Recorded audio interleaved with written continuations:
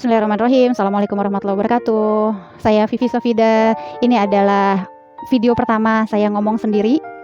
Tadi pagi dapat masukan dari Mbak Dian dari Malang. Makasih Mbak Dian. Ya, bikin dong video sharing pengalaman jadi penyintas kanker mulai dari pertama kenanya gimana gitu ya. Baik, Bismillahirrahmanirrahim ya. Mudah-mudahan jadi manfaat ya buat teman-teman yang nonton. Saya dari sekolah, dari waktu masih muda ya, usia saya sekarang 49. Nah, dari waktu muda itu saya mengklaim diri saya itu sudah diet sehat, sudah makan makanan sehat, terbiasa makan makanan sehat, sayuran, saya doyan buah-buahan. Saya sangat paham dan saya sangat menjaga makanan saya tuh sehat ya, makanan sehat. Terus yang kedua, saya olahraga. Ya, saya juga olahraga, saya berenang, saya senam, saya zumba, saya yoga, pilates ya. Jadi rutin juga nggak terlalu malas banget gitu ya. Ya kadang-kadang memang ada waktu-waktunya ya. Tapi dalam waktu 1 minggu itu pasti ada 2 kali olahraga, berenang atau senam atau jalan kaki ya. Terus tapi saya tahu ya, saya paham banget bahwa saya punya resiko karena orang tua saya, jadi kakaknya nenek itu kanker payudara. Nenek saya sendiri dari jalur ibu itu kanker pankreas. Tante saya, jadi adiknya ibu saya itu juga kanker payudara. Makanya saya juga paham resiko yang saya punya gitu. Jadi saya setiap mandi itu periksa, selalu sadari. Nah, ini sadari ini ternyata di kemudian hari sangat bermanfaat ya teman-teman. Jadi setiap nanti kalau teman-teman bingung, sadari itu apa sih, googling aja. Sadari itu ngapain sih gitu ya. Nah, jadi setiap hari, terutama setelah haid itu setiap mandi saya sadari ya. Nah, di bulan Maret 2018 setelah haid, harusnya itu nggak terasa tuh benjolan. Biasanya nggak ada benjolan gitu. Cuman 1 minggu, saya ingat banget itu 1 minggu setelah haid kok berasa kayak ada benjolan ya. Dan benjolannya tuh nggak biasa. Kalau benjolan yang biasa itu maksudnya adanya itu, terasanya itu sebelum haid. Sebelum haid biasanya benjolannya lunak, terus lari-lari, terus hilang-hilangan, ada hilang. Nah, nanti setelah haid itu hilang, bersih, nggak ada benjolan sama sekali. Nah, yang saya rasakan di bulan Maret 2018 itu seminggu setelah haid, terasa itu benjolan itu ada, kecil, terus stabil, dia nggak lari-lari di situ aja, keras. Jadi saya memutuskan segera ketemu dokter. Ya, saya saya googling, nyari dokter spesialis yang memang dia ahlinya tuh di bagian payudara gitu. Jadi udahlah langsung aja ke situ, nggak ke spesialis penyakit dalam umum ya, tapi langsung gitu. Terus beliau perkenalan pertama, beliau minta saya observasi mamografi, USG ya. Terus beliau juga periksa berkali-kali ya pakai tangan beliau sendiri ya. Nah, itu jadi dari hasil observasi itulah dicurigai ini tumor ganas. Dan beliau tidak menyarankan biopsi, tapi langsung dioperasi, dan biopsinya di luar dari badan saya gitu ya. Baru setelah dioperasi, diangkat jaringannya, baru dioperasi di luar itu. Apa ya istilahnya itu, saya lupa, BCS apa. Nah, kemudian jadi hari Senin kenalan, konsultasi, hari Selasa observasi semua tuh, mamografi, lab, terus USG dan sebagainya. Rabu itu saya harus ngambil keputusan mau dioperasi atau sekarang segera atau enggak gitu, dengan konsekuensi ya itu tadi resikonya gitu, kalau ternyata dia ini malah lebih menyulitkan gitu. Terus saya termasuk yang orang yang percaya ilmu kedokteran sekarang ya. Kemudian saat itu saya nggak kepikiran untuk bertualang, mau coba herbal dulu, siapa tahu hilang, enggak ya. Saya langsung memutuskan saya mau dioperasi, buang gitu ya. Bahkan saya bilang sama dokternya, dok kalau bisa dibuang semua, buang semua dok. Tapi dokternya berpikir dengan kapasitas ilmunya ya, kan beliau yang sekolah ya, saya nggak tahu apa-apa gitu. Jadi beliau bilang kalau memang pas dibuka itu ternyata payudara ibu masih bisa diselamatkan, yang dibuang hanya tumornya aja, itu akan kami lakukan ya, itu dulu gitu. Jadi karena dari sisi estetika juga beliau ada ilmunya gitu. Jadi kalau memang ternyata membahayakan ya diangkat semuanya, dibuang semuanya gitu ya. Nah, itu keputusan hari Rabu. Jadi Senin kenalan, Selasa observasi, hasil observasinya udah ketahuan, Rabu ambil keputusan tanda tangan surat operasi, Kamis malam langsung dieksekusi. Dan Kamis malam itu juga udah langsung ketahuan, ya kanker, ya karsinoma invasif, apalah gitu istilahnya ya, saya lupa ya, alhamdulillah lupa. Terus, nah setelah ketahuan, beliau minta saya di CT scan, apakah ada kemungkinan sudah terjadi penyebaran di organ lain nih kankernya, gitu kan? Karena setelah alhamdulillahnya dari hasil CT scan aman ya, organ-organ kayak paru, terus hati, terus yang lain-lain lah ya itu alhamdulillah aman ya. Kemudian keputusan untuk kemoterapi, disinilah kegalauan yang pertama, kemoterapi. Apa yang saya takutin waktu kemoterapi itu? Yang saya takutin ya mati, yang pertama mati. Yang informasi yang saya dapat tuh orang abis kemoterapi sembuh kagak, mati iye gitu. Nah itu pertama ya, yang saya ketakutan yang pertama. Terus ketakutan yang kedua adalah saya merasa diri saya cantik. ya harus dong, namanya perempuan ini karunia, bersyukurlah ini karunia Allah gitu ya. Saya merasa, tapi yang saya khawatirkan jadi yang saya khawatirkan itu kepalanya jadi botak, kulitnya jadi gosong, terus kuku tuh hitam gitu ya. Terus itu ketakutan yang kedua ya. Dan itu bagi saya pribadi itu berat ya, menjadi botak itu berat bagi saya pribadi saat itu ya. Tapi ya saya akhirnya kepikiran untuk bertualang ke pengobatan alternatif ya. Ada lintasan pikiran itu untuk bertualang ke pengobatan alternatif gitu. Jadi saya berusaha, ada percobaan melarikan diri dari medis ya. Nah itu selama kurang lebih 6 minggu atau 7 minggu gitu. Saya diet pola makan ini, ikutin deh tuh saran si Anu, pokoknya asal nggak kemoterapi gitu ya waktu itu. Terus udah akhirnya mungkin doa dari teman-teman, dari keluarga juga ya, dan saya pun juga tetap sholat, istikharah, baca Quran, minta petunjuk, bener nggak sih nih keputusan saya untuk melarikan diri dari kemoterapi gitu ya, atau memang harus kemoterapi, lewat situ jalannya untuk sembuh gitu. Jadi saya nggak terlalu banyak tahu waktu itu tentang treatment kanker. Terus mungkin doa dari banyak orang juga ya. Akhirnya saya ya udahlah kenalan aja lah dulu sama dokter komnya ya. Jadi dokter yang akan mengkemoterapi saya itu berbeda dengan dokter bedahnya. Nah, saya bawa surat rujukan itu, saya kenalan aja dulu, diskusi aja lah dulu, open mind aja dulu gitu.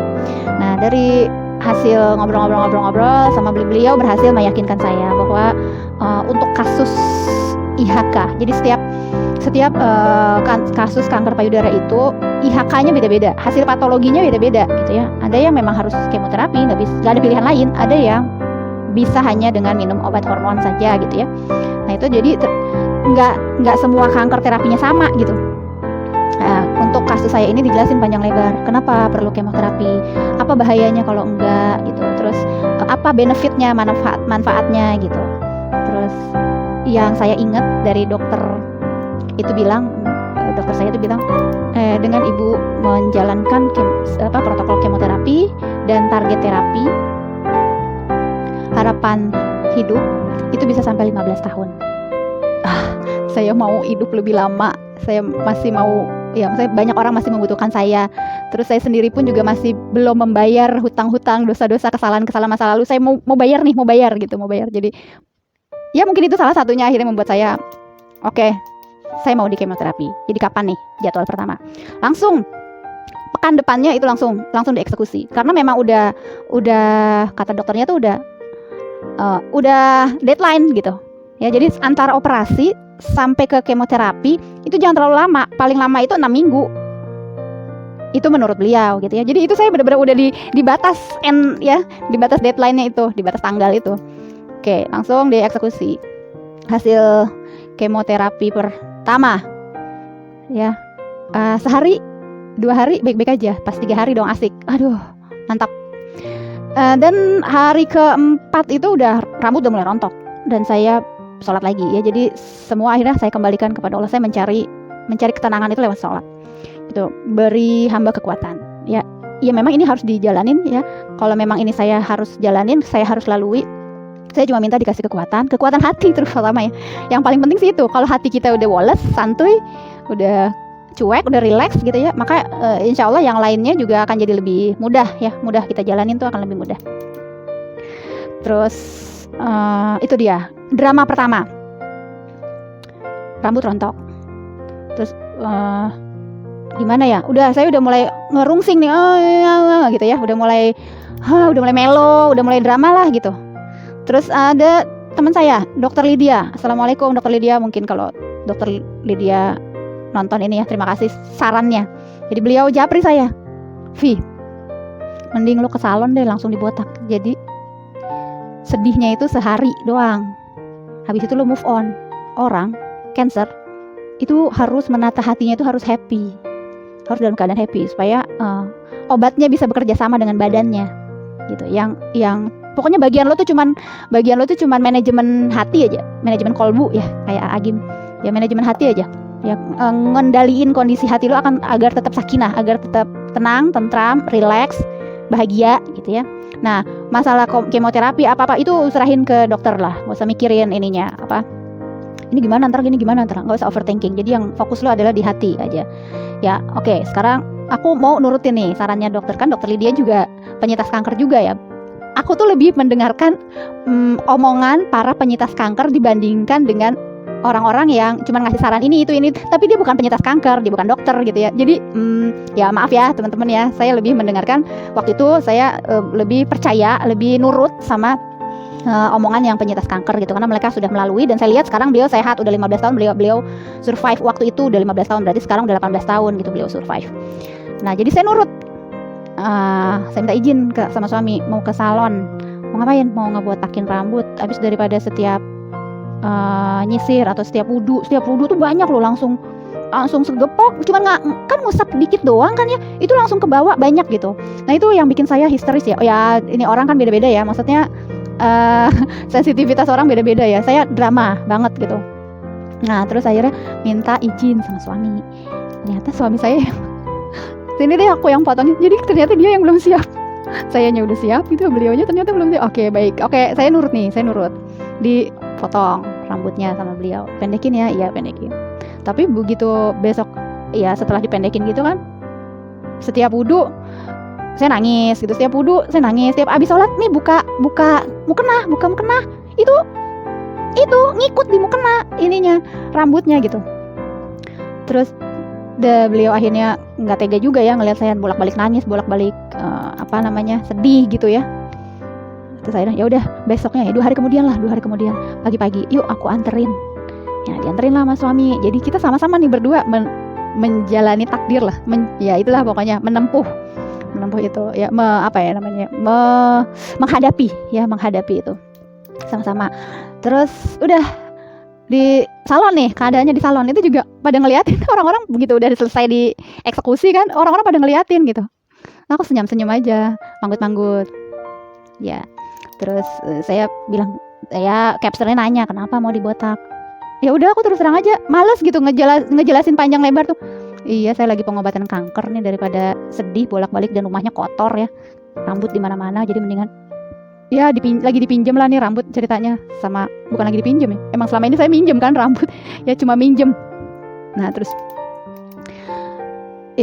udah tuh move on ya. Di rumah ngapain? Di rumah ya pakai jilbab. Saya ngalamin 5 kali kemoterapi, harusnya sih 6 ya. Cuman waktu itu kenapa cuma 5? Karena saya dikasih rezeki pergi haji sama Allah. Jadi nggak dapat yang ke-6 tuh, kita udah di tanah suci waktu itu. Dan itu udah didiskusiin sama dokternya. Dokter bilang nggak apa-apa Bu, yang penting 4. Ibu harus dapat minimal 4 gitu. Tapi ini 5 dapat Bu, nggak apa-apa, saya izinkan. Terus nah, waktu pergi haji itu juga kan saya sebelumnya itu udah menjalin komunikasi lah dengan ustadz pembimbing haji ya, ketua kloter gitu ya. Ya saya cerita lah apa adanya. Jadi kalau nanti kenapa ya mereka tahu latar belakangnya gitu, mereka paham. Terus saya juga menghubungi dokter ya, di setiap kloter itu pasti ada tim medisnya dan nakesnya. Nah, itu saya juga cerita keadaan saya, dan mereka minta rekam medisnya. Nah, saya kasih dia tuh nomor handphone dokter-dokter saya tuh. Jadi beliau langsung, antara mereka aja langsung berhubungan. Kalau lewat saya nanti ntar saya salah ngomong lagi, ntar saya nggak ngerti lagi gitu ya. Jadi Nah, ditransfer lah itu dari rumah sakit tempat saya berobat ke catatan medis mereka. Jadi mereka tahu mesti bekal apa yang kemungkinan yang bakal terjadi kalau pasien kemoterapi itu lebih mudah terserang dehidrasi walaupun dia minumnya banyak, apalagi di tanah suci ya keadaannya suhunya kan di atas 45 ya, waktu itu sampai 48 derajat gitu. Terus jadi sudah dipersiapkan lah semua itu. Nah, yang saya bawa waktu itu, bekal yang saya bawa dari tanah air waktu itu adalah 2 ampul. Jadi kemoterapi nggak dilanjutkan karena tidak memungkinkan melakukan tindakan kemoterapi di saat haji. Tapi terapi target atau Herceptin ya, teman-teman penyintas kanker payudara yang IHK-nya HER2 positif itu pasti paham. Herceptin itu nggak boleh stop dan nggak boleh ketunda, ya nggak boleh ketunda. Nah, jadi Herceptin itu 2 ampul saya bawa bekal. Nah, itu ampul itu. Jadi pada waktu berangkat di tahun 2018 itu, saya kan berangkatnya Agustus ya, tanggal 14 atau 13 gitu. Nah, itu yang ampul Herceptin ampul itu baru masuk Indonesia itu baru launching tanggal 5 Agustus ya. Either baru launching atau baru ya dokternya baru terima lah gitu, baru terima bahwa ada. Karena kalau nggak bawa itu, saya mesti bawa yang kayak infusan itu, dan dokter kloter udah nggak bisa ngoplosnya. Itu kan memang harus ada orang khusus dan ruangan khusus ya, keadaan yang khusus, jadi nggak memungkinkan. Jadi Herceptin saya terancam tertunda gitu ya, atau terhenti gitu. Tapi alhamdulillah ya, ada kabar baik ya. Itu ternyata ada Herceptin yang ampul baru launching bulan awal Agustus itu, dan itu pertolongan. Saya pikir itu pertolongan Allah juga ya. Jadi ketika kita sudah pasrah bukan berarti nggak ngapa-ngapain ya, berhenti berikhtiar, enggak. Kita udah ikhtiar yang terbaik gitu, tapi ya udah kita pasrahin aja gitu. Ya udah terserah Allah deh gitu. Allah kasih pertolongan. Nah, pertolongannya itu ada aja. Ternyata ini ada Bu, nih, udah akhirnya saya bawa tuh. Nah, pas mau berangkat di Pondok Gede ya, di asrama haji Pondok Gede, itu cooler box itu jadi masalah juga tuh, karena setiap jamaah itu bawaannya maksimal 2 handbag sama tas gitu ya, tas geret tuh ya. Nah, koper udah masuk bagasi, terus tas yang kecil yang digeret itu loh, pas itu namanya koper kecil. Nah, itu kan buat ganti selama koper gede belum datang gitu. Nah, itu hanya 2 itu yang boleh masuk kabin ya. Berarti kan saya bawa lebih Herceptin ya, bawa cooler box lumayan gede lagi. Itu sempat dijadiin masalah juga tuh, sempat ditanya-tanya gitu ya. Saya bilang ini obat gitu. Iya, tapi Ibu nggak boleh, mesti kurangin bawaannya gitu. Ya udah, saya bilang, saya petugasnya mungkin nggak paham ya. Saya bilang, saya tanya dokter saya dulu ya, dan saya udah lapor sama ketua kloter. Jadi Bapak ngomong langsung sama ketua kloter saya sama dokter saya juga ya. Tunggu ya, saya telepon dulu ya. Udah saya telepon, mereka berdua ya. Udah, itu urusan mereka. Lolos lah, alhamdulillah. Ya, itu pertolongan Allah juga. Jadi pas saya telepon, dokternya pas on the way ke gate ya, ke gerbang gitu. Terus ketua kloternya pas lewat, itu benar-benar pertolongan Allah lah ya. Pas ketua kloternya lewat, udah saya tanya, Pak gimana ya, ini obat ini gitu. Oh iya, ini masuk terus diomongin lah tuh mereka ininya gitu. Ya, lolos, alhamdulillah. Nah, itu keadaan ampul itu harus dalam suhu 5 derajat ya, 5 derajat paling tinggi ya, 5 derajat atau kurang ya, nggak sampai 0, nggak boleh sampai 0 gitu ya, tapi dia 5 derajat, berarti antara 1 sampai 5 derajat. Nah, itu berarti saya bekelin tuh isinya dengan ice cube ya. Ice cube tuh ada berapa biji ya, jadi gedean, banyak kan ice cube-nya, ampulnya cuma segini 2 biji gitu, terus ice cube-nya itu yang bikin berat gitu. Ya udah itu, dan saya berdoa sepanjang jalan, ya Allah, ini obat jadi benar-benar jadi obat lah, Engkau turunkan ini gitu ya. Karena yang adalah lintasan pikiran gitu ya, ntar kalau di perjalanan terus esnya mencair ya, ada lah overthinking itu ya, ada gitu ya. Cuman saya akhirnya banyakin doa, ya Allah, ini gimana caranya lah dalam perjalanan ini ya, semua hal jadi jalan kesembuhan bagiku gitu, kalau memang umurku masih panjang. Nah, terus itulah, jadi saya banyak doa aja ini perjalanan. Yang saya pahami ya, kalau kita sedang safar, apalagi safarnya mau haji gitu ya, itu doa mustajab. Jadi saya banyakin doa. Jadi kalau teman-teman nggak mesti harus haji aja gitu. Pokoknya dalam perjalanan misalnya mau pulang kampung nih, mau ngunjungin orang tua gitu ya, itu kan amal soleh juga ya. Nah itu banyakin doa, karena di sepanjang perjalanan itu mustajab doanya gitu ya, doa yang baik-baik ya, doain. Nah terus alhamdulillah sampai di baik-baik aja tuh. Umroh pertama lancar, alhamdulillah ya, walaupun pakai kursi roda sih, karena waktu itu kan habis kemo kelima ya, kemo kelima tuh keadaannya memang ya gitu deh. Ya jadi akhirnya tawaf sama sa'inya itu pakai jasa kursi roda, sana sewa aja, sewa, nggak bawa dari rumah tapi sewa aja, karena dipakainya cuma pas itu doang, umroh pertama aja gitu. Nah itu ada pengalaman tuh, gak enak lah pokoknya kalau pakai sewa kursi roda itu. Mereka tuh kayak rally gitu ya, balap-balapan. Wah, jadi kita juga deg-degan pas di itu.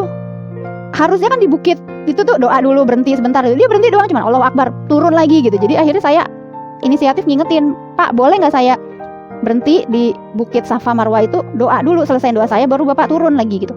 Akhirnya saya ngomong gitu, tegas gitu, kalau emang butuh lebih gue kasih lebih ya, tapi nggak keucap waktu itu. Tapi alhamdulillah nurut tuh, itu pertolongan Allah lagi gitu ya, nurut. Kalau nggak diomongin gitu, itu waktu tawaf aja dia ketawa-tawa sama temennya duluan, jadi ngebut bawa itunya, udah kayak balapan deh gitu, karapan sapi.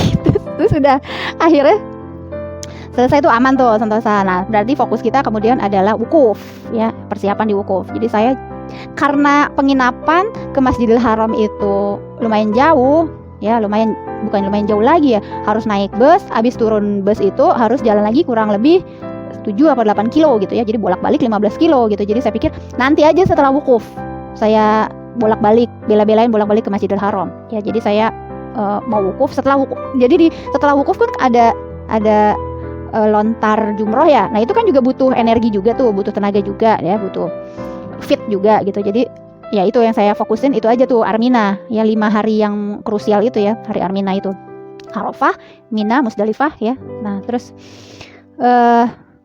dah pas tiba nih, dijemput sama bus, kita mau ke Arafah, bawa koper ya kan, untuk 5 hari kita ya, untuk 5 hari. Nah itu bawa segala perlengkapan lah gitu.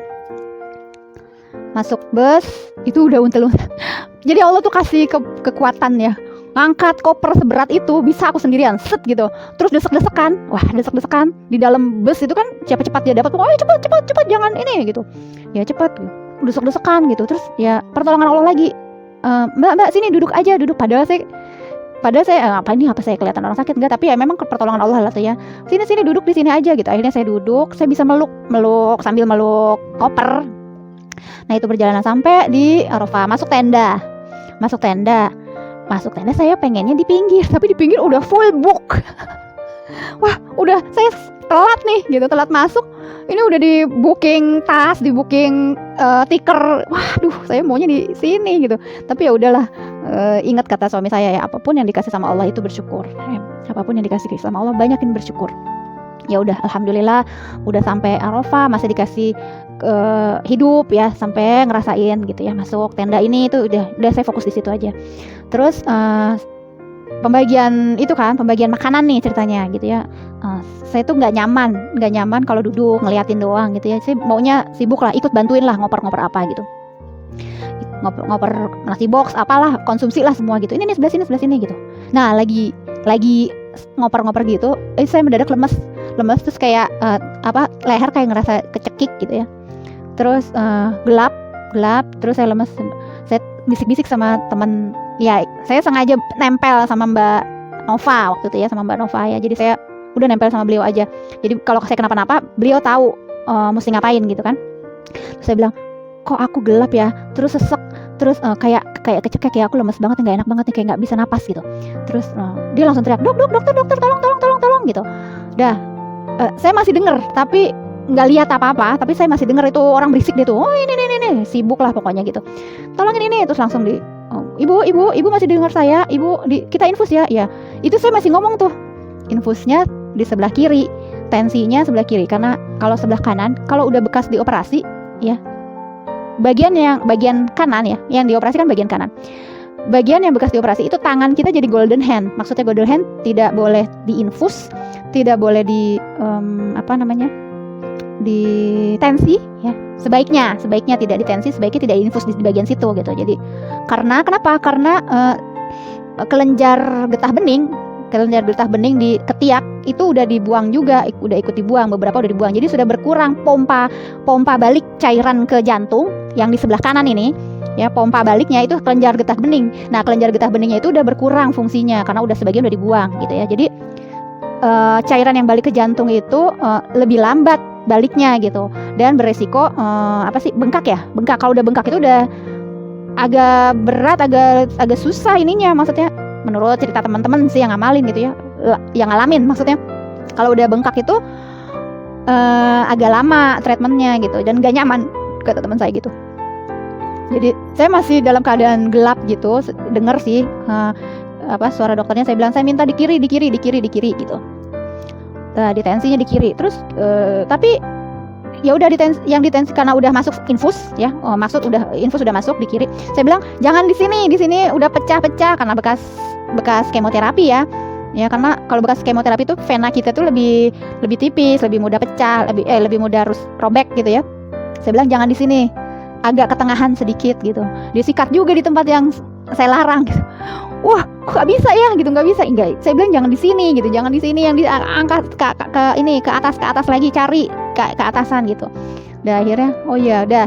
Jadi penyintas kanker atau pasien-pasien baru itu dalam keadaan darurat, kalau masih bisa komunikasi, ceritain kondisi kita, ceritain harapan kita maunya diinfus bagian mana nih, ya harus ngomong sama nakesnya gitu. Terus udah diinfus, dapat berapa kantong? 2 kantong ya. Dapat 2 kantong, terus sehat walafiat. Ya alhamdulillah lah, lancar. 5 hari itu lancar ya, cuman agak deg-degan aja yang waktu nggak bisa napas itu ya, waktu setengah hampir pingsan atau sudah pingsan, nggak tahu deh, saya juga lupa itu. Ya waktu itu tuh yang saya pikir adalah saya minta izin gitu, kalau jangan dipanggil dulu. Boleh nggak saya setelah wukuf? Jadi kan udah selesai tuh haji ya, kan haji itu kan wukuf gitu ya, ini belum wukuf, besoknya baru wukuf gitu ya. Jadi yang saya minta izin banget itu, boleh nggak saya melalui wukuf dulu, karena ada banyak titipan doa dan ini hutang buat saya, bagi saya ini hutang. Jadi saya mau melunasi hutang-hutang saya dulu, titipan doa dari teman-teman, dari keluarga gitu. Ini saya mau doa dulu pas waktu wukuf gitu. Kalau boleh nawar, saya jangan diambil sekarang, tapi nanti aja setelah wukuf gitu. Nah itu yang ada angin besar, tenda hampir mau rubuh tuh, saking ngeri banget deh gitu. Jadi ya itu ujian lah, kalau ibadah itu memang selalu ujian, ada ujiannya. Alhamdulillah wukuf berjalan lancar. Kita bergerak ke Musdalifah, Mina. Nah di Mina itu kan lontar jumroh ya, lontar jumroh itu 3 kali ya. Yang pertama suami saya bilang, yang pertama saya badalin dulu ya. Jadi lontar jumroh itu boleh dibadal, jadi boleh dikerjain sama orang lain gitu ya. Jadi oke, saya nurut nih ya, saya nurut. Tapi selama saya jadi saya tinggal di tenda ya, mereka pergi lontar jumroh yang pertama, saya di tenda, saya sholat, saya minta lagi, saya doa lagi, saya minta lagi, ya Allah boleh nggak kalau ini, maksudnya pengen ngerjain lontar jumroh tapi sendiri gitu, ngerjain sendiri, nggak dibadal gitu. Ini kan impian saya, maksudnya ini kan salah satu impian saya haji ya. Saya maunya semua saya ngerjain sendiri gitu. Mohon kekuatan, mohon pertolongan ya, entah gimana lah ceritanya. Engkau maha kuasa, engkau maha pengasih, maha penyayang gitu kan. Terus makan tuh, minum yang banyak, gadoin kurma, pokoknya makan apa yang ada di depan mata itu. Udahlah, saya harus habis, selalu habis gitu. Jadi porsi apa, dan enak, rasanya tuh enak. Kalau dulu sebelum berangkat haji itu kan dengar cerita ya, wah makanan haji tuh, wah itu deh pokoknya mesti banyak sabar deh apa. Enggak, saat itu selama haji itu yang saya rasain itu catering haji itu makanannya enak-enak gitu. Jadi saya selalu habis, nggak nyisa. Ya paling nggak nyisa kalau ada yang nggak saya makan, sama sekali nggak saya sentuh, karena misalnya ada yang traktir, makan nih, ya udah kita makan dong. Nah berarti yang ini kan nggak kemakan nih, jadi saya nggak utak-atik, saya kasih ke misalnya OB atau cleaning service gitu ya, atau siapalah gitu ya, saya kasih orang gitu. Jadi yang saya rasain adalah nafsu makan saya itu baik-baik aja. Jadi saya makan di Mina itu, sambil saya makan juga nasinya saya sholawatin. Mudah-mudahan ini jadi kekuatan, saya bisa lontar jumroh, saya bisa pokoknya sampai tawaf ifadah ya, tawaf ifadah yang untuk menyempurnakan hajinya itu kan tawaf ifadah itu. Saya jalan kaki, nggak mau pakai kursi roda lagi gitu ya. Dan saya mau keadaan yang lebih baik gitu. Udah, itu saya doa, saya banyak istighfar ya. Nah, terus saya tanya sama suami, pas udah selesai nih lontar jumroh kan udah pulang mereka. Terus saya tanya, gimana menurut ayah medannya, aku mampu nggak gitu. Terus saya berharap banget. Dia bilang oke. Nah iya, terus kayaknya kamu mampu sih, ya kita coba ya gitu. Nah terus udah lontar jumroh pertama, kedua dan ketiga itu saya ngerjain sendiri, alhamdulillah ya. Walaupun lumayan jauh tuh, tenda kita tuh lumayan jauh, ada kali 14 kilo ya, iyalah sekitar segitulah, pokoknya lebih dari 10 kilo gitu. Terus balik ke hotel, udah selesai lontar jumroh ketiga kan langsung balik ke hotel, jalan kaki baliknya ke hotel dan pakai nyasar. Nah pas udah balik ke hotel itu baru tuh berasa tuh sakit semua tuh, punggung, kaki, paha, sampai pokok sakit, udah mulai emosi karena udah sakit-sakit badan tuh, kaki-kaki udah sakit-sakit gitu. Nah itu terus pada pakai acara duduk lagi, udah pegel begini kagak usah duduk, jalan aja gitu. Ntar maksudnya gini, saya tuh sambil ngeliat Google Map ya, ini harusnya belok ke kanan, tapi pemimpin perjalanan kita tuh lurus gitu. Ini bukannya belok nih, tapi kan kita dalam perjalanan memang harus nurut sama pemimpin yang kita udah tunjuk gitu kan. Cuman kita kasih masukan, kalau di map saya begini Ustadz gitu. Terus oh iya deh, akhirnya dibalik, tapi udah lumayan jauh tuh kita nyasarnya gitu ya. Nah sampai ke hotel, tidur lah tuh. Tidur tuh udah kayak nikmat banget sampai ada kali saya ngelewatin 2 waktu sholat itu nggak sadar sama sekali. Ya mereka juga satu kamar juga sama gitu. Nah itu jadi, nah setelah semuanya selesai ya, kita fokus besoknya tawaf ifadah. Nah udah selesai semua prosesi hajinya yang utamanya ya, syarat wajibnya, rukun-rukunnya udah selesai semua. Udah hari bebas itu ya paling tawaf harian aja. Nah, saya janjian, ada teman saya tinggal di Jeddah, dia juga haji tuh tahun yang sama. Janjian ketemuan yuk, di mana nih? Di sini nih. Tapi jangan ngobrolnya jangan di Mekah ya, aku maunya nggak tahu diri. Gue yang nggak tahu diri, ya. Aku maunya ke Taif, ajak jalan-jalan. Ya udah, tapi dia mau. Ya alhamdulillah dia mau. Dia jemput saya ke hotel pagi-pagi 6:30, terus kita jalan-jalan ke Taif. Taif itu kota di provinsi Mekah juga, tapi udaranya kayak puncak pas Bogor, dingin, sejuk gitu. Buah-buahannya enak, ranum, bagus, delimanya juga enak, seger. Terus buah-buahan yang ada beberapa buah, saya lupa namanya itu, buah-buahan yang nggak ada lah di Indonesia tuh, nggak ada, cuma ada di Taif gitu ya. Nah terus kaktus ya, kaktus tapi ada buahnya, dan buahnya itu enak. Terus antioksidannya tinggi ya, antioksidannya tinggi, bagus. Itu saya sempat beli sekotak gitu. Ini harus cepat dihabisin, kurang dari 24 jam dia ini gitu, karena antioksidan tinggi banget. Jadi kurang dari 24 jam dia akan berubah rasanya gitu. Ya udah saya makanin tuh. Jadi jalan-jalan, kita fotoan ya. Terus abis sampai di hotel kan saya santai tuh, upload lah tuh foto di status WA, di story WA story. Terus ada jamaah yang lihat, kamu ke Taif ya gitu. Nah kan kita setiap pagi duha itu ada pengajian ya di hotel tuh ya, ustadznya ngasih tausiah. Nah jadi abis tausiah itu dia teriak sama ustadz, kita ke Taif dong.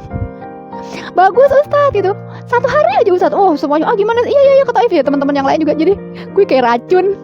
Jadi teman-teman yang lain juga pada teriak gitu, udah yuk kita ini deh saweran, sewa bus, kita ke Taif gitu. Jadi aku ke Taif 2 kali.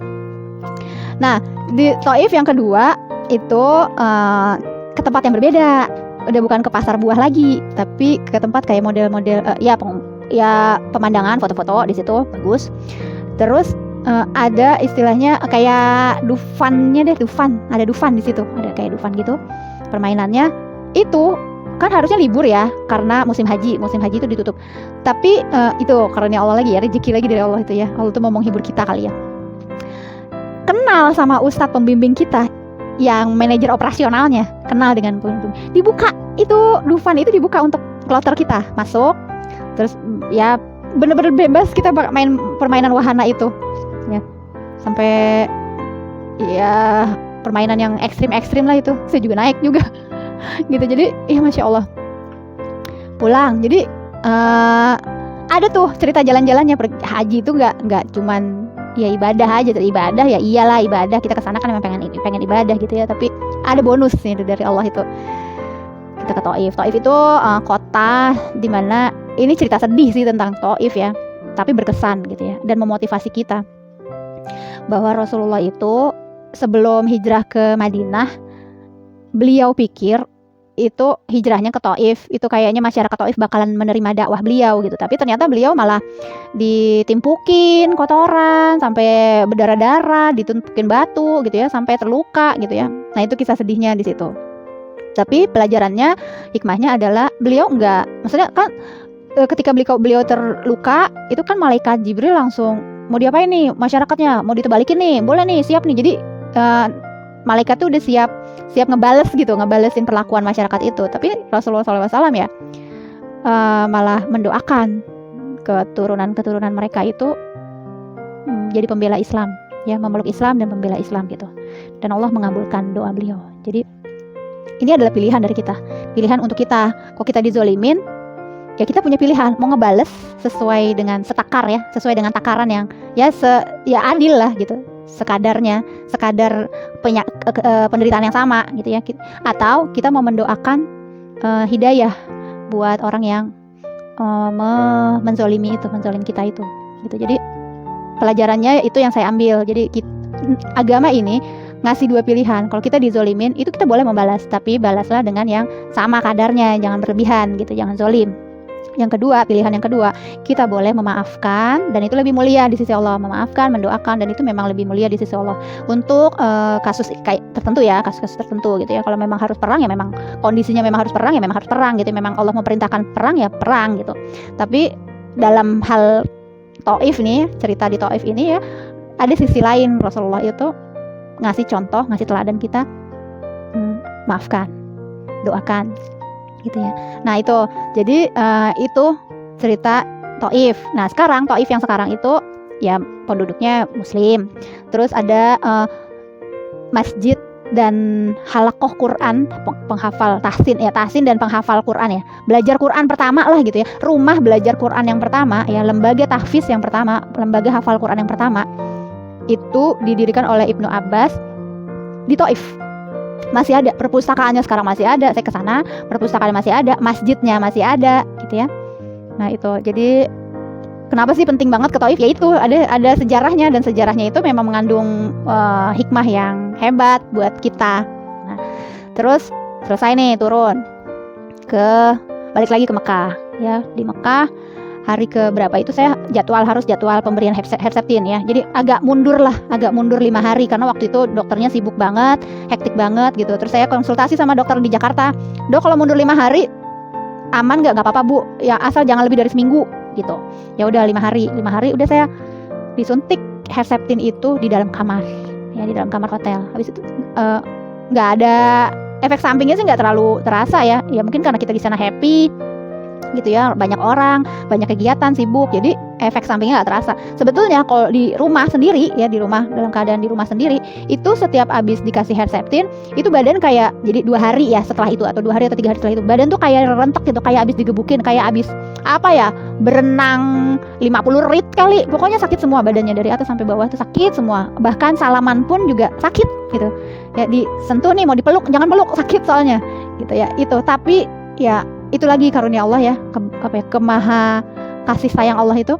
Selama di sana itu keluhan itu nggak ada saya rasain, nggak ada. Terus ke Madinah juga gitu, ke Madinah. Pas di Madinah itu kita berapa hari ya? 9 hari ya. Pokoknya 9 hari terakhir kita di Madinah. Nah itu pun juga ada ibu-ibu yang minta temenin. Jadi setiap hari tuh saya kayak guide ya, mudah-mudahan Allah menerima ya. Mudah-mudahan ini bukan pamer, bukan ria ya, mudah-mudahan Allah mengampuni dosa-dosa saya, mudah-mudahan ini bukan ria, pamer gitu ya. Jadi kayak saya bawa misi gitu, kayak dikasih misi sama Allah itu selama di Madinah itu tiap hari itu ada aja yang minta tolong saya temenin ke Raudhah dong, either pagi atau sore gitu ya. Nah itu kalau ya Allah juga mau memberi kebaikan juga mungkin ya. karena kita ngelayanin hambanya yang mau beribadah, maka Allah kasih kemudahan. Saya gak pernah ngerasa desek-desekan gitu, nyaman aja, nyaman di depan. Terus mau sampai 6 rakaat, 8 rakaat itu gak ada yang ngusir, gak ada yang nyolek-nyolek, gak ada yang desek-desek gitu. Ya itu kesan indah ya, yaitu cinta Allah lah. Saya berterima kasih ya, saya bersyukur sama Allah. Terus tapi ada bandelnya juga, ya nggak bandel sih ya, namanya abis pernah tuh kejadian abis subuh berlima nih, nenek-nenek, ada nenek-nenek satu, terus aku, terus 3 yang ibu-ibu mama-mama muda lah gitu. Terus abis sholat subuh, kita jalan-jalan yuk, naik itu bus yang City Tour, Madinah City Tour kan baru ada tuh, pas musim haji itu baru ada di situ. Ayo, terus naik tuh yang di double decker yang di atas tuh, yang sambil fotoan tuh. Jadi subuh-subuh udaranya kan masih sejuk gitu ya. Nah, keliling kota Madinah sambil lihat-lihat. Turun di mana nih? Turun di museum ini nih, Museum Turki. Gitu. Jadi itu Museum Turki itu zaman dulunya adalah stasiun kereta yang menghubungkan Madinah dengan Turki. Jadi nyambung tuh orang Turki yang mau haji. Nah, di situ tuh turunnya stasiunnya. Gitu. Nah, tapi sekarang udah jadi museum. Kita fotoan di situ. Terus upload kan di story, WA story, geger lagi pada minta ajak dong. Enggak, kita cuma 9 hari ini, minta maaf Bu, kesana aja sendiri, gampang naik itu aja tuh double decker yang itu di depan pintu 25 ya, di depan pintu 25 apa pintu 20, pintu 21 itu. Di situ dia selalu ada, tiap jam ada kok Bu, kesana aja gitu. Ajaklah suaminya apa gitu. Nah, terus pada keliling naik itu. Terus ya, mudah-mudahan Allah mengampuni kalau ini sebuah dosa ya. Ya, terus pulang lanjutin dong terapi target. Penyakit kanker ini kan ibaratnya kita udah lampu kuning nih buat kita nih, buat saya pribadi. Yang ada di otak saya tuh kalau udah kanker itu udah lampu kuning, udah alarmnya udah nyala tuh, udah mesti benar-benar sungguh-sungguh mempersiapkan diri dengan bekal yang terbaik ya. Bener-bener kayak ibaratnya gini, lo santai nih saat ini ya, ngumpulin bekal sih buat ini perjalanan. Tapi kalau udah deket-deket, kalau lo udah tahu udah deket-deket mau berangkat gitu, pasti akan lebih fokus kan. Nah itu jadi kayak gitu. Saya berharap kita nggak pernah tahu usia ya kita berharap umur kita panjang ya, tapi umur itu kan rahasia Allah juga ya. Dan yang kita pahami juga, yang kita imani itu kan bahwa dunia ini cuma sebentar, nggak ada yang abadi gitu ya, hidup lama 200 tahun nggak mati-mati gitu ya, 500 nggak mati, pasti suatu saat itu pasti harus pulang gitu, nyampe di saatnya kita pulang. Nah saya berharap teman-teman dan saya pribadi juga bisa saling menguatkan bahwa yuk kita persiapkan yuk kepulangan terbaik ya, kita berharap umur kita panjang dan kita juga berusaha ya, kita juga mengusahakan kepulangan yang terbaik gitu ya. Nah itu jadi saya akhirnya memutuskan untuk ngumpulin penyintas kanker muslimah dengan harapan ya kita bersinergi, saling mengingatkan dalam kebaikan, saling mengingatkan untuk mendekatkan diri kepada Allah, saling mengingatkan untuk memperbaiki hubungan baik ya, hubungan yang sudah baik makin diperbaiki lagi gitu. Nah terus bonus-bonusnya yang lain-lain ya, misalnya masih ada impian mau sekolah lagi gitu ya. Nah itu bonus-bonus aja ya. Desember 2018 terbentuk. Itu tanggal, kalau ngelihat dari grupnya sih tanggal 25 ya. Grup itu terbentuk tanggal 25. Itu dari awalnya saya bertiga, saya terus almarhumah Dinar Lestari sama Dr. Lydia. Awalnya kita bertiga tuh tanggal 25 Desember 2018 itu. Isinya 3 orang. Terus kita ngobrol-ngobrol. Oke, nanti kalau pas lagi kemoterapi, pas lagi radiasi, pas lagi target terapi, pas lagi kontrol misalnya gitu ya, kenalan ya sesama penyintas. Kalau dia ternyata muslimah, ajak gabung ya ke sini ya. Nah itu akhirnya sekarang berkembang ada 50 nama 50 nama ya. Yang aktif 4L, lu lagi. Tapi nggak apa-apa sih, saya tahu kalau mereka itu juga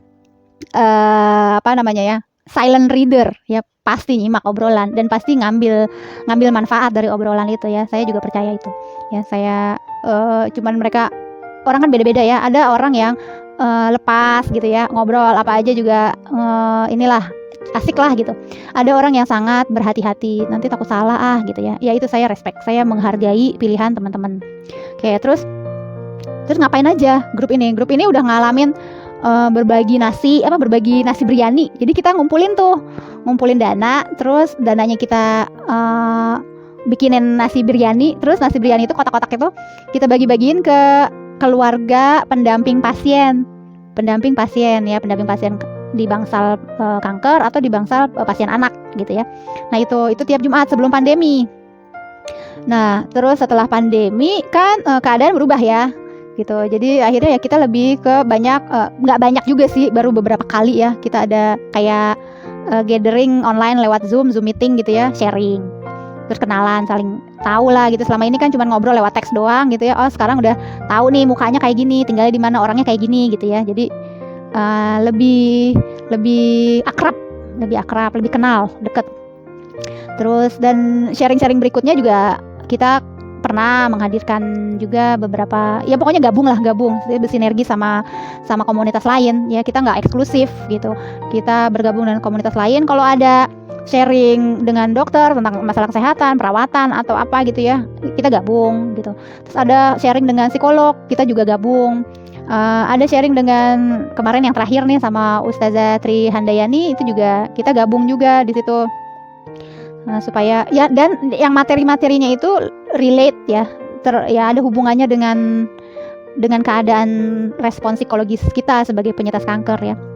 Apa aja sih yang dirasa? Ya ketakutan. Kita masih merasakan ketakutan, kecemasan. Ya untuk yang udah selesai terapinya juga tetap ada ketakutan. Aduh, gue relapse nggak ya? Karena banyak teman-teman kita juga yang relapse gitu. Terus Nah itu mengelola. Jadi ketakutan itu nggak kita lawan, tapi kita kelola. Itu ngelolanya gimana ya? Kelolanya dengan doa, dengan zikir. Ya emang itu obatnya. Zikir, berdoa. Nah terus dengan silaturahim, dengan memperbanyak ilmu. Ya dengan memperbanyak ilmu tentang penyakit kita, tentang keadaan kita gitu.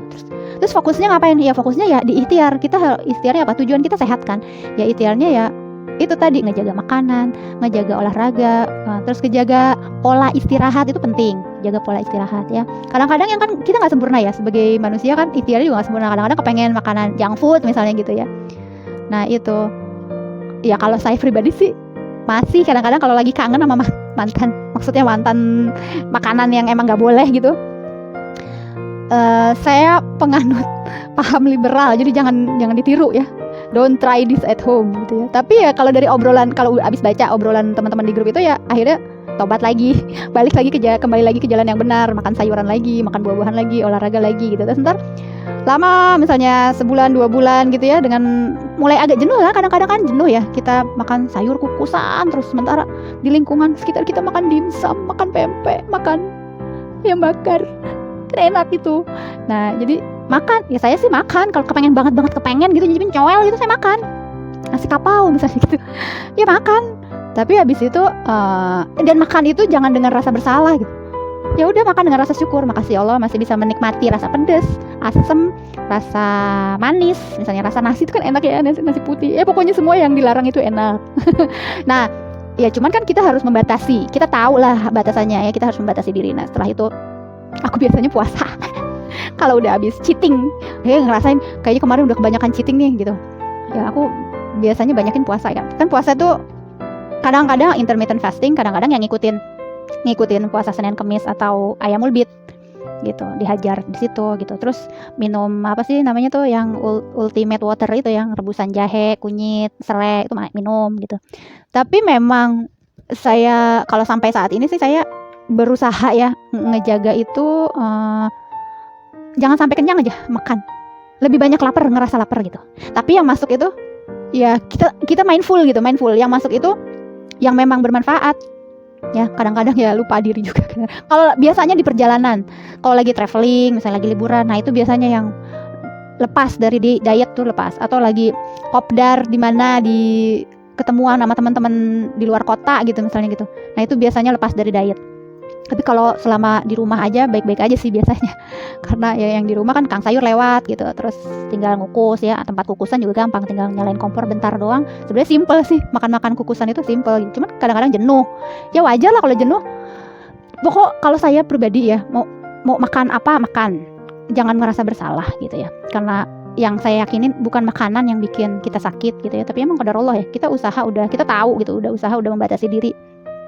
Minum madu udah, terus apa lagi ya, Fish oil ya minum. Terus apa lagi ya, ganti garamnya Himalayan Salt minum. Tapi ya semampunya aja. Kalau emang lagi nggak ada duit ya udah, yang ada aja, makan yang ada aja di rumah gitu ya. Bersyukurlah pokoknya gitu. Jadi itu yang saya lakukan. Terus ada pertanyaan lagi, amalan apa biasanya yang biasa sholat ya. Kalau doa, nah doanya ini juga saya lebih kepada minta sakinah ya, lebih minta ke tentram, relax ya, apapun ketetapan Allah itu saya minta hati saya kuat aja. Terus tapi saya juga minta umur panjang, saya juga minta sehat, saya juga minta jadi pribadi yang bermanfaat di sisa usia. Bisa ya udah, akhirnya Allah kasih rizki saya bisa kuliah lagi ya. Saya ngambil S2 jurusan Quran. Kenapa Quran? Saya ngerasain benefit ya, keuntungannya itu luar biasa banget ya. Kita karena dulu waktu sakit itu kan akhirnya lebih banyak waktu rebahan di kamar sendirian atau di ruang rawat inap, bolak-balik ke IGD gitu kan. Nah itu kan lebih banyak waktu untuk sendiri. Akhirnya temennya baca Quran gitu. Jadi saya ngerasain manfaatnya berasa banget ya, terutama di ketenangan jiwa itu. Jadi lebih pasrah, lebih rileks gitu, dan lebih gigih memperjuangkan gue harus sembuh, gue harus sehat gitu. Jadi perpaduan antara kegigihan untuk meraih kesembuhan dengan kepasrahan kepada hasilnya itu, ya udah pasrah sama Allah. Nah itu yang susah memang, itu ya tantangan kita. Nah itu dengan Al-Quran itu hati kita insya Allah lebih rileks ya, lebih santuy. Walaupun yang kadang pernah juga sih ngalamin agak-agak kaget, shock gitu, habis PET scan terus hasil di PET scan-nya itu ada penyebaran di paru-paru. Wah itu sempet nangis juga tuh sampai sore. Dari terimanya pagi nangis tuh sepanjang jalan tuh nangis, pulang nih nyetir tuh nangis gitu, terus sampai sore. Tapi habis itu bangun tidur, saya sholat, saya minta kuat aja, karena kita nggak bisa juga, saya tahu gitu, kita kan nggak bisa melawan takdir toh. Emang saya sekuat apa sih gitu kan melawan takdir gitu. Jadi udah saya minta kuat aja. Saya titipin anak-anak, kalau ada apa-apa saya minta Allah ya sebaik-baik pemelihara ya, saya minta tolong sejahterakan anak-anak saya, tolong bahagiakan suami saya sepeninggal saya kalau memang saya harus pulang. Tapi kalau umur saya masih panjang, tolong beri saya kekuatan untuk menghapus dosa-dosa, maksudnya membayar kesalahan-kesalahan saya di masa lalu gitu, dan menambah bekal terutama ya. Jadi yang ada di otak saya tuh, kalau Allah udah mengampuni, itu urusan gue beres dunia akhirat ya. Jadi sekarang fokus saya tuh gimana caranya meraih ampunan Allah itu. Kalau untuk bekal itu saya insecure dengan bekal saya. Jadi fokus saya lebih kepada apapun yang saya lakukan, semoga Allah mengampuni dosa-dosa saya ya, ya saya boleh pulang dalam keadaan sudah bersih gitu. Itu lebih ke situ sih harapan saya. Tapi kalau ngumpulin bekal gitu, seberapa banyak bekal yang Allah terima gitu, yang Allah ridho gitu ya, agak insecure juga ya. Ya Allah Maha Pengasih Maha Penyayang gitu ya, tapi yang saya harapkan itu. Nah sambil menjalani aktivitas di kampus ini, saya kepikiran untuk bikin tesis. Jadi S2 ini kan memang kita tujuan akhir adalah bikin tesis. Nah, balik lagi alasan kenapa milih Quran, karena pertama ya saya ngerasain banyak benefit. Yang kedua, saya punya banyak pertanyaan yang saya belum bisa jawab. Salah satu pertanyaan yang sangat mengganggu saya adalah pertanyaan tentang teodisi ya. Ini temanya teodisi. Pertanyaan ini pernah ditanyakan oleh beberapa penyintas ke saya secara pribadi. Ya, kok udah diobatin tapi malah jadi nyebar ya. Itu pertanyaan kedua. Sedangkan si Anu kok dia cuma minum itu aja baik-baik aja ya gitu. Sebetulnya itu bisa dijawab dengan rasional ya, dengan data gitu ya. Karena kondisi IHK kita kan berbeda, maka treatmentnya beda. Dan respon tubuh terhadap obat-obatan dan respon si kanker itu terhadap obat-obatan juga beda-beda. Qadarullah ya. Jadi kembali lagi kepada ketetapan Allah yang membuat kanker itu merespon obat, akhirnya dia tunduk, takluk, tidur atau mati atau hilang. ya itu juga ada ketetapan Allah juga di situ. Jadi nggak semata-mata udah minum obat, udah kemoterapi terus auto sembuh gitu. Nggak, ada ketetapan Allah juga di situ. Mau sembuh atau enggak itu hak Allah. Jadi jawaban yang kedua, pertanyaan, ya jawabannya itu yang pertanyaan yang pertama dan kedua. Pertanyaan yang ketiga, gue udah pakai jilbab, gue udah sholat, gue udah taubat, gue udah rajin sedekah, gue udah memperbaiki hubungan baik, gue udah rajin ngaji, tahsin, pokoknya rajin deh gitu. Udah banyak baca Qur'annya tuh setiap hari 10 halaman misalnya gitu. Kok kankernya nggak makin kecil ya, malah makin gede? Kalau si itu katanya Allah maha pengasih, maha penyayang. Katanya Allah maha kuasa. Nah selanjutnya, pertanyaan selanjutnya ada, nggak diucapkan sih sama beliau. Beliau nggak mengucapkan pertanyaan itu. Tapi otak saya tuh udah yang lanjutin, otak saya yang lanjutin. Ini mempertanyakan keadilan Tuhan atau mempertanyakan kemampuan Tuhan atau mempertanyakan keberadaan Tuhan itu sendiri. Saya nggak bisa jawab. Dan itu makanya saya akhirnya memilih jurusan ilmu Al-Quran dan tafsir, karena saya pengen jawaban. Ya mudah-mudahan Allah kasih jawaban. Mudah-mudahan, doain ya teman-teman. Mudah-mudahan Allah kasih jawaban ya, yang membuat saya semakin dan membuat teman-teman juga ya jawabannya nanti insya Allah saya share kalau udah dapat ya jawabannya. Ya, yang membuat kita semua itu ya kembali bersandar, kembali percaya, yakin bahwa apapun ketetapan Allah itu pasti yang terbaik buat kita gitu. Itu karena kasih sayang Allah. Itu karena, nah itu untuk sampai ke kesimpulan, untuk sampai ke kesimpulan itu kan juga kita perlu adalah nalar lah ya, ada reason, ada alasan-alasan, ada argumen-argumen. Nah itu yang insya Allah mau saya jadikan tesis. Ya sama halnya dengan terakhir tuh saya dapat pertanyaan. Ini bukan dari penyitas yang nanya, tapi pasangannya. Jadi istrinya, qadarullah istrinya relapse ya. Nah itunya suaminya yang bertanya-tanya gitu, kok gue udah sholat, gue udah tobat, gue udah baik sama orang, gue udah nggak pernah zolim gitu ya, nggak ini, pokoknya udah baik lah, intinya sudah hijrah, tapi kok istri gue dikasih kanker gitu. Terus dia jadi kayak ngambek sholat gitu. Nah itu sama kan pertanyaannya ujungnya, berarti Allah nggak mampu dong, berarti Allah nggak sayang dong, berarti Allah nggak adil dong gitu. Katanya maha adil, katanya ya itu. Jadi teman-teman, yang namanya ujian hidup itu, baik sakit ataupun kemiskinan ataupun apapun, bencana misalnya bencana alam gitu, apapun itu memang kalau harus kembali ya tauhid kita harus kuatin ya, tauhid iman ya, rukun iman yang 6 ya, rukun iman yang 6 itu harus kita kembali lagi ke situ ya. Ada iman kepada ketetapan Allah, ada iman kepada, ya pokoknya itulah. Saya nggak mau ceramah, jadi saya cuma sharing apa yang ada di otak saya gitu. Kalau saya pribadi udah sampai ke saya menyadari bahwa kanker ini adalah teguran. Untuk saya pribadi, kanker ini adalah teguran. Ya, saya menyadari saya lalai, saya menyadari saya salah, dan kesalahan saya fatal. Dan itu hanya saya yang tahu gitu ya. Dan itu hanya urusan saya dengan Allah. Dan saya berterima kasih dikasih kanker. Saya berterima kasih dikaruniai kanker.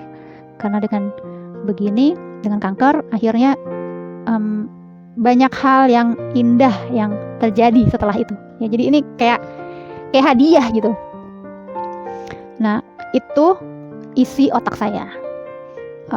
Isi hati saya ya ada ketakutan untuk relapse, ada tetap ada gitu. Tapi saya kembalikan lagi kepada Allah ya, saya berlindung kepada Allah, saya berdoa semoga saya dan teman-teman saya semuanya yang lagi nonton di sini selalu dalam perlindungan Allah dari gangguan setan dan sekutunya, dari kejahatan makhluk ciptaannya, dari fitnah, bala, musibah, penyakit-penyakit berbahaya, relapse atau gangguan efek samping pengobatan yang kita sudah pilih, atau penyakit-penyakit berbahaya yang lainnya dan hal-hal yang kita tidak inginkan ya. Ya, semoga Allah melindungi kita dan semoga Allah memberikan kita sisa usia yang berkah ya, yang bermanfaat buat banyak orang. Kalau teman-teman ada pertanyaan mengenai apa ya, mudah-mudahan saya bisa jawab ya.